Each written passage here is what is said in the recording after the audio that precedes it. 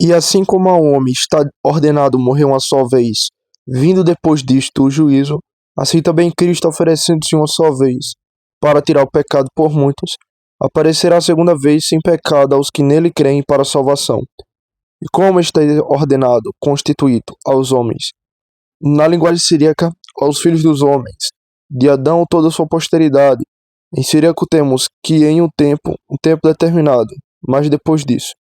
Assim também Cristo, na linguagem siríaca, uma vez em uma só ocasião, na Vulgata lemos, para esgotar os pecados de muitos, sem nenhum mérito e sem nenhum sentido. Levantar ou suportar, mas de modo algum retirar de algum lugar profundo, embora possa haver alguma ilusão nesse sentido.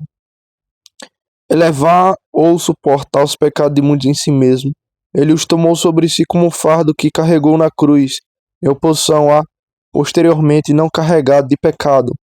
Outros para tomar sobre si os pecados de muitos. O siríaco traduz a primeira cláusula. Ele aparecerá pela segunda vez para a salvação daqueles que o esperam ou aguardam por ele. Todos os demais, diz, ele aparecerá para ou será visto por aqueles que o esperam para a salvação. Versículo 27 e 28. E, de modo semelhante, como está ordenado aos homens morrerem uma só vez, vindo depois disso o juízo, assim também Cristo foi oferecido uma só vez para levar os pecados de muitos. Aos que o esperam, ele aparecerá a segunda vez sem pecado para a salvação. Esses versículos encerram o elevado discurso dos apóstolos sobre as causas da natureza e os fins e a eficácia do sacrifício de Cristo, com o qual a nova aliança foi dedicada e confirmada. Nas palavras há uma tripla confirmação dessa singularidade e eficácia do sacrifício de Cristo, que ele havia defendido anteriormente. Primeiro, numa elegante e instrutiva similitude, como está ordenado, versículo 27. Segundo, numa declaração do uso e fim da oferta de Cristo. Ele foi oferecido uma só vez para levar os pecados de muitos. Terceiro, na consequência disso, sua segunda aparição para a salvação dos crentes. Versículo 28. Na comparação, devemos primeiro considerar a força dela em geral e explicar as palavras. Aquilo, como temos observado, que o apóstolo visa confirmar e ilustrar, é o que ele havia defendido nos versículos anteriores sobre a singularidade e eficácia da oferta de Cristo. E com isso ele aproveita para declarar a bem-aventurada consequência dessa oferta. Ele a ilustra por meio da comparação com aquilo que é de necessidade absoluta e inevitável, de modo que não pode ser de outra forma, a saber, a morte de todos os indivíduos da humanidade segundo a sentença e decretória de Deus. Assim como todos devem morrer, cada um e apenas uma vez, assim Cristo tinha que morrer, sofrer, oferecer-se a si mesmo, e isso apenas uma vez. Os casos daqueles que não morreram como os demais homens, como Enoque, Elias, ou aqueles que, tendo morrido uma vez, foram ressuscitados dentre os mortos, e morreram novamente como Lázaro, não oferecem dificuldade aqui. Eles são exemplos da exceção à regra comum por atos de soberania divina, mas o apóstolo argumenta com base na regra e constituição geral, e é somente nela que se baseia a força de sua comparação, a qual não é enfraquecida por tais exceções. Assim como esta é a lei certa e inalterável da condição humana, que cada um deve morrer uma vez, assim também Cristo foi oferecido uma vez e apenas uma vez. Mas há mais nas palavras e o desígnio do apóstolo do que uma simples similitude e ilustração do que ele trata, embora os expositores não o reconheçam. Ele não apenas ilustra sua afirmação anterior com a comparação apropriada, mas também apresenta a razão da única oferta de Cristo, com base no propósito necessário e intencional dela. Pois o fato de ele introduzir uma razão para sua afirmação anterior é demonstrado pela conexão casual expressa por Clau, especialmente como está, isto é, in caratum, na medida em que, no qual sentido ele constantemente usa essa expressão. Na medida em que isso se deu com a humanidade, era necessário que Cristo sofresse uma vez pela expiação do pecado e pela salvação dos pecadores. Como se deu isso com a humanidade? Por causa do pecado, todos estavam sujeitos à lei e à maldição. Essa condição se compunha de duas partes. Primeiro, a morte temporal a ser sofrida como penalidade pela sentença de Deus. Segundo, o juízo eterno no qual deveriam perecer para sempre. Nessas coisas consistem os efeitos do pecado e a maldição da lei, e eram devidos a todos os homens de forma inevitável serem afligidos a eles pelo julgamento de sentença de Deus. Está ordenado, decretado, determinado por Deus que os homens pecadores morram uma vez. Depois disso vem o juízo. Esse é o sentido, a sentença, a substância da lei.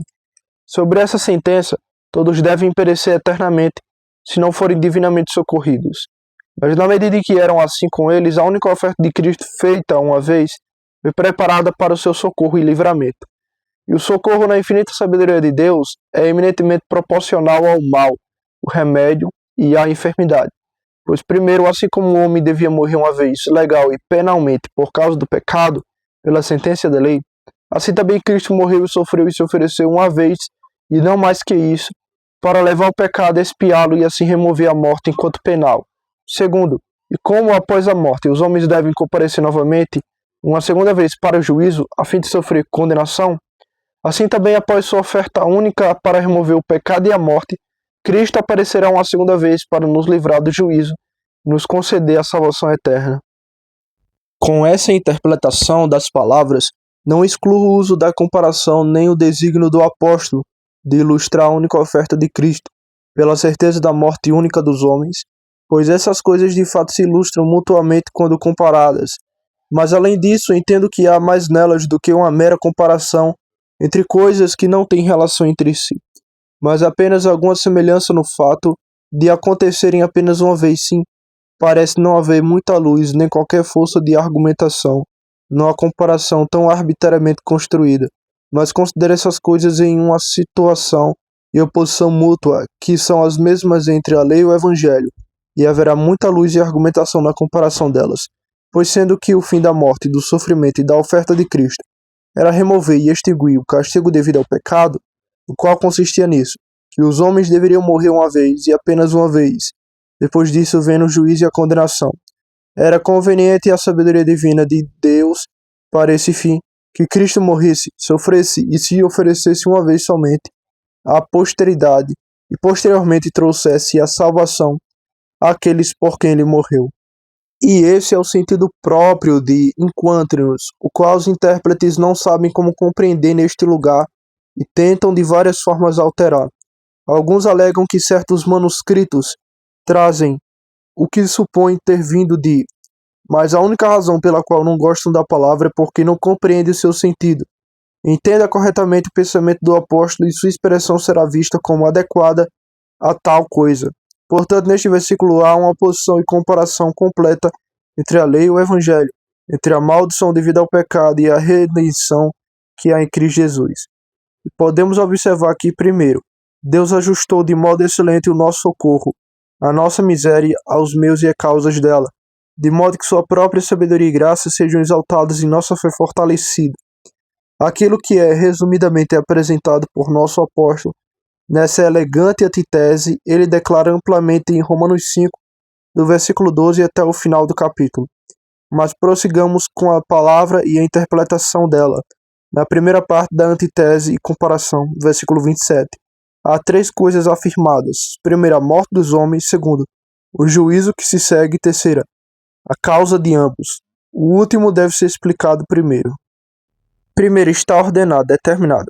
É assim por aquele que tem soberano poder e autoridade nessas coisas, tem a força de uma lei imutável que ninguém pode transgredir. O próprio Deus assim determinou, ninguém mais pode decidir ou dispor dessas coisas. E a palavra se refere igualmente às duas partes da afirmação, à morte e ao juízo. Ambas provêm igualmente da constituição de Deus, que é a causa de ambas. Os socinianos fazem uma separação entre esses dois eventos, que é a morte e o juízo, de tal forma que um deles, isto é, a morte, seria algo natural, e o outro juízo decorreria unicamente da constituição estabelecida por Deus. No entanto, isso não é interpretar corretamente as palavras da Escritura, mas sim contradizê-las, pois a morte é expressamente apresentada em primeiro lugar e de modo direto, como sendo resultado dessa constituição divina, sendo descrita como penal, isto é, como uma maldição da lei em razão do pecado, e o juízo também está incluído nessa mesma constituição como uma consequência desse fato. Mas se a morte, como afirmam os socinianos, for algo meramente natural, então eles não podem atribuí-la à mesma constituição divina que estabeleceu o juízo futuro. Isso de fato não tem nada de natural. A morte desde o princípio era natural apenas em um certo sentido, ou seja, a constituição e estrutura de nossa natureza eram por si mesma sujeitas e passíveis à morte. Porém, que essa morte realmente dominasse e destruísse nossa natureza, levando à dissolução, sem que houvesse antes a causa meritória no pecado, é algo contrário ao estado original de nossa relação com Deus, bem como a natureza da aliança pela qual estávamos obrigados à obediência. A aliança é essa que, incluída uma recompensa prometida, que pela lei e a ameaça de morte em caso de desobediência. Portanto, a lei, estatuto ou constituição aqui mencionada não é outra senão a de Gênesis 2:17. No dia em que dela comeres, certamente morrerás. Com aquela adição, eis pó e ao pó tornarás. Deus a decretou como uma lei perpétua concernente a Adão e toda a sua posteridade, que eles morreriam e morreriam a só vez, assim como foram uma vez tomados do pó. Mas nas palavras de Deus acima mencionada, há duas coisas. Primeiro, uma lei penal decretada. Segundo, uma sentença judicial pronunciada. Não apenas a morte, mas também o juízo futuro foram assim determinados. Assim, está ordenado aos homens, isto é, a todos os homens ou aos homens de modo indefinido, sem exceção. É uma sorte e porção. Está ordenado aos homens não meramente enquanto homens, mas enquanto são pecadores, enquanto são homens pecaminosos, pois é do pecado e dos efeitos dele, com sua remoção por Cristo, que o apóstolo vai falar. Está ordenado a eles morrer, isto é, penalmente por causa do pecado, conforme a morte foi ameaçada naquele estatuto penal mencionado na maldição da lei. E é somente sobre essa consideração que a morte é removida pela morte de Cristo. A sentença de morrer naturalmente é mantida sobre todos, mas a natureza moral de morrer, com suas consequências, é removida de alguns por Cristo. A lei não é absolutamente revogada, mas aquilo que era formalmente penal nela é retirado. Observe, em segundo tópico, a morte em sua constituição original era penal. Sua entrada como penal mantém o temor dela em todos os viventes. Sim, foi pela lei eternamente penal. Nada havia e a seguir a morte senão o inferno. E terceiro tópico, ela ainda é penal, eternamente penal para todos os incrédulos, mas há concepções falsas sobre ela entre os homens, assim como há acerca de todas as outras coisas. Alguns a temem quando a penalidade está separada dela, outros, por outro lado, desconsiderando a penalidade, a encaram como um alívio, e sim, buscam e desejam ter ela, para os quais ela será apenas uma entrada no juízo. É do interesse de todos os viventes investigar diligentemente o que a morte significará para eles. A observação quarta. A morte de todos é igualmente determinada e certa na Constituição de Deus. Ela se aproxima dos indivíduos por vários meios. Daí ser geralmente considerada como um acidente que ocorre a este ou aquele homem. Mas a lei acerca dela é geral e igual. A segunda parte da afirmação é: depois disso vem o juízo. Isso pela mesma Constituição divina e imutável está ordenado a todos os homens, como está escrito. Deus estabeleceu um dia em que há de julgar o mundo com justiça. A morte não põe fim à existência do homem, como alguns pensam. Outros esperam e muitos desejam que assim fosse, dizendo: a própria morte é nada e depois da morte nada mais existe. Mas ainda há algo que permanece, algo ao qual a própria morte está subordinada. Por isso se diz: depois disto. Assim como é certo que os homens morrem, é igualmente certo que algo mais sucede após a morte. Esse é o peso da partícula grega mas, isto é, mas depois dela. Ora, esse depois e não indica uma sucessão imediata entre os eventos. Se um vem antes e o outro certamente virá depois, a afirmação continua sendo verdadeira e adequada. Muitos já morreram há muito tempo, e no entanto o juízo ainda não chegou, mas ele virá no tempo determinado, e de tal forma que nada entre a morte e o juízo poderá alterar o estado ou a condição das pessoas envolvidas. As almas dos mortos ainda vivem, mas estão completamente incapacitadas de experimentar qualquer mudança em sua condição entre a morte e o juízo, como se diz. Assim como a morte os deixa, assim os juízos os encontram. Esse juízo não é o julgamento particular de cada indivíduo logo após a morte. Existe, pois, pela própria morte já manifestada, uma declaração quanto à condição eterna da alma. Mas o juízo mencionado aqui é o juízo final no último dia, oposto à segunda vinda de Cristo para a salvação dos que creem. O termo grego, e também, quando usados em referência a esse dia, ou de forma absoluta, referem-se à sentença condenatória. Em João 5:29, ressurreição para o juízo, em oposição à ressurreição para a vida. Veja também os versículos 22 e 24. O sentido aqui é o mesmo, o juízo, isto é, a condenação por causa do pecado sucede à morte como parte da justa constituição de Deus, segundo a sentença da lei. Da mesma forma como Cristo, por sua morte, não removeu completamente a realidade da morte, mas apenas a removeu enquanto punição penal para os crentes, assim também na segunda vinda, ele não elimina o juízo em si, mas apenas enquanto sentença condenatória para aqueles que creem. Pois assim como todos devem morrer, também todos devemos comparecer perante o tribunal de Cristo. Mas ele prometeu que aqueles que creem nele não verão a morte, isto é, não sofrerão a morte como penal, pois já passaram da morte para a vida, e também prometeu que eles não entrarão em juízo, ou seja, serão isentos da condenação legal. Quanto à natureza e à forma desse juízo final, pode-se constar a exposição sobre o capítulo 6, versículo 1 e 2. Esse, portanto, é o sentido da afirmação. Portanto, ou, visto que esta é a constituição divina, que o homem, enquanto pecador, deve morrer uma vez e depois ser julgado por causa do seu pecado. Esse seria a sorte de todos os homens se não houvesse um meio de alívio providenciado, o qual é apresentado em oposição a isso no versículo seguinte. E nenhum homem que morre em seu pecado escapará de forma alguma do juízo.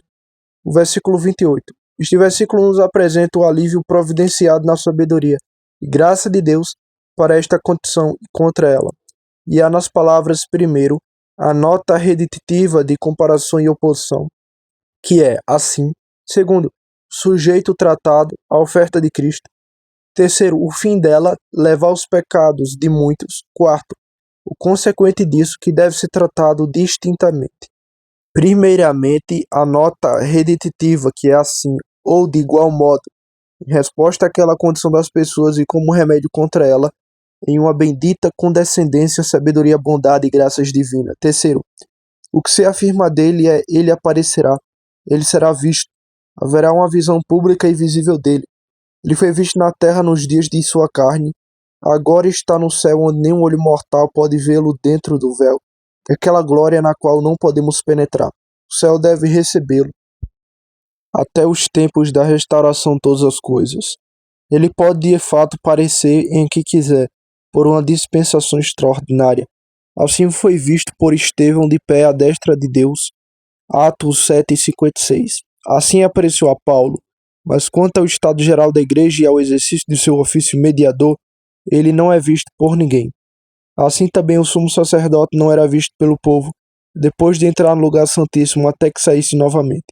Mesmo com respeito à pessoa de Cristo, vivemos pela fé e não pela vista. Assim, quarta observação, é o grande exercício da fé, viver confiando nos atos invisíveis de Cristo em favor da igreja. Da mesma forma, o fundamento da fé consiste em nossa infalível expectativa de sua segunda aparição, de que os veremos novamente. Sabemos que o nosso Redentor vive e o veremos com nossos próprios olhos. Enquanto ele permanece invisível, e o mundo triunfa como se ele não existisse. Onde está a promessa da sua vinda? A fé de muitos é fraca. Não conseguem viver com base em seus atos invisíveis. Mas aqui está a fé e a paciência da igreja, de todos os crentes sinceros. Em meio a todos os desânimos, reprovações, tentações e sofrimentos, podem consolar e revigorar suas almas com isto: que seu Redentor vive, que ele aparecerá novamente pela segunda vez em sua estação designada. Daí provém sua oração constante: Amém. Ora vem, Senhor Jesus. A presente e prolongada ausência de Cristo no céu é a grande provação do mundo. Deus dá ao mundo uma prova mediante a fé em Cristo, assim como deu uma prova mediante a obediência em Adão. A fé é provada por dificuldades. Quando Cristo apareceu, foi sobre tais circunstâncias que afastaram dele todos os incrédulos. Seu estado então era de enfermidade, sofrimento. Ele apareceu na carne, agora estando em glória não aparece. Assim como muitos o rejeitaram quando apareceu por causa de sua fraqueza, também muitos o rejeitaram agora em sua glória porque ele não aparece. Somente a fé pode combater e vencer essas dificuldades, e ela possui evidências suficientes desse retorno de Cristo. Primeiro, em sua fiel palavra de promessa. A promessa de sua vinda é registrada nas Escrituras, é o fundamento da nossa fé nesse ponto. Segundo, do suprimento contínuo de seu Espírito que os crentes recebem. Esta é a grande garantia de sua vida mediadora no céu, da permanência de seu amor e cuidado pela Igreja, e, consequentemente, a grande certeza de sua segunda vinda. Terceiro, nas evidências diárias de seu poder glorioso, exercido em atos notáveis de providência para a proteção, preservação e livramento da Igreja, o que constitui uma garantia ininterrupta de sua futura aparição. Ele determinou o dia e a ocasião de sua vinda, e nem todo o abuso feito de sua aparente demora apressará sua vinda sequer por um momento. E há propósitos abençoados em sua não manifestação antes do tempo determinado, embora esse tempo pareça longo à própria Igreja, a saber, primeiro, para que o mundo encha a medida de suas iniquidades, a fim de preparar o caminho para a sua destruição eterna. Segundo, para que o número completo dos eleitos seja reunido, embora os dias de tribulação sejam, às vezes, abreviados por causa deles, para que não desfaleçam depois de serem chamados. Ainda assim, em geral, são prolongados para que haja tempo de chamá-los todos. Terceiro, para que todas as graças de seu povo sejam exercidas e provadas até o limite. Quarto, para que Deus receba sua plena colheita de glória da nova criação, a qual é as primícias do todo. Quinto, para que todas as coisas estejam prontas para a glória do grande dia. Terceiro, a quem ele aparecerá assim, por quem ele será visto, aqueles que o aguardam. Mas a Escritura é clara e explícita em outros lugares, ao afirmar que ele aparecerá a todos, será visto por todos, até mesmo por seus inimigos. Apocalipse 1:7. E a obra que ele tem a realizar em sua aparição exige que assim seja, pois ele vem para julgar o mundo em geral, e em particular para contender com os ímpios por suas obras e palavras ímpias. Assim, portanto, deve e será sua segunda ilustre aparição, encherá o mundo inteiro com os raios de sua glória, e toda a criação racional de Deus o verá e contemplará. Mas o apóstolo trata de sua aparição aqui com respeito à salvação daqueles a quem ele aparece. Ele aparecerá para a salvação. E essa expressão, para a salvação, é passível de dupla explicação, pois pode se referir àqueles que o guardam para a salvação, ou seja, que esperam ser salvos por ele, ou pode se referir à sua aparição para aquele que ele aparecerá para a salvação daqueles que o aguardam. O sentido é válido em ambos os casos. Esse aguardar pela vinda de Cristo, que é uma descrição da fé por meio de um de seus principais efeitos e frutos, também chamado de esperar, ansiar, desejar, consiste em 5 coisas. Primeiro, fé firme em sua vinda e aparição. Isso está no fundamento da religião cristã, e embora a maioria dos cristãos nominais e hipócritas professem tal fé, há evidências incontestáveis de que realmente não creem nisso. Segundo, amor por sua vinda, como sendo o que há de mais desejável, contendo tudo que dá prazer e satisfação à alma, os que amam a sua vinda. Terceiro, desejo por ela, ou anseio por ela. Ora vem, Senhor Jesus, isso é, vem depressa. Se os santos do Antigo Testamento ansiavam por sua vinda na carne, quanto mais nós deveríamos ansiar. Quarto, a maneira de sua aparição será sem pecado. Isso pode se referir a ele mesmo, à igreja ou a ambos. Em sua primeira vinda na carne, ele foi absolutamente sem pecado em si mesmo, mas sua grande obra dizia respeito ao pecado. No que teve de fazer por nós, ele foi feito pecado, levou sobre si nossas iniquidades e foi tratado tanto por Deus quanto pelos homens como o maior dos pecadores. Ele teve sobre si todos os efeitos penais do pecado, todas as dolorosas enfermidades da natureza, como medo, tristeza, dor e todos os sofrimentos que o pecado merecia e que a lei ameaçava, estavam nele, sobre ele. Nada parecia acompanhá-lo senão o pecado. Mas agora ele aparecerá perfeitamente livre de todas essas coisas, como um perfeito conquistador sobre o pecado em todas as suas causas, efeitos e consequências. Isso também pode se referir à igreja. Ele então terá feito um fim absoluto do pecado em toda a igreja para sempre. Não restará sequer o menor vestígio dele. Toda a sua impureza, culpa e poder e todos os seus efeitos serão completamente abolidos. Com a culpa do pecado removida, a igreja inteira será perfeitamente purificada, sem mácula nem ruga, gloriosa em todos os aspectos. O pecado não existirá mais, o sentido pode, portanto, referir-se tanto a ele quanto à igreja. Quinto, o propósito de sua aparição é a salvação dos que o aguardam. Se essa palavra se refere diretamente à sua aparição, o significado é conceder, outorgar salvação, ou salvação eterna. Se refere aos que o aguardam, então expressa a qualificação de suas pessoas pelo objeto de sua fé e esperança. Eles o aguardam para serem plenamente e completamente salvos por ele. E visto que ambos os sentidos são verdadeiros, não precisamos limitar o significado das palavras a apenas um. Podemos então observar. Sexto ponto. A aparição de Cristo pela segunda vez. Seu retorno do céu para contemplar a salvação da igreja. É o grande princípio fundamental da nossa fé e esperança. O maior testemunho que temos contra todos os seus e nossos adversários. Oitavo ponto. A fé na segunda vinda de Cristo é suficiente para sustentar as almas dos crentes e conceder-lhes consolação satisfatória em todas as dificuldades, provações e aflições. Observação 9. Todos os verdadeiros crentes vivem em uma expectativa ansiosa e constante da vinda de Cristo. Isto é um dos mais notáveis distintivos de um crente sincero. 10º ponto. Somente aqueles que assim o aguardam é que o Senhor Cristo aparecerá para a salvação. 11º. Então ocorrerá grande distinção entre a humanidade quando Cristo aparecer para a eterna confusão de uns e para a eterna salvação de outros. Algo de que o mundo não gosta de ouvir. 12º. Na segunda aparição de Cristo haverá um fim de toda questão relacionada ao pecado, tanto da parte dele quanto da nossa.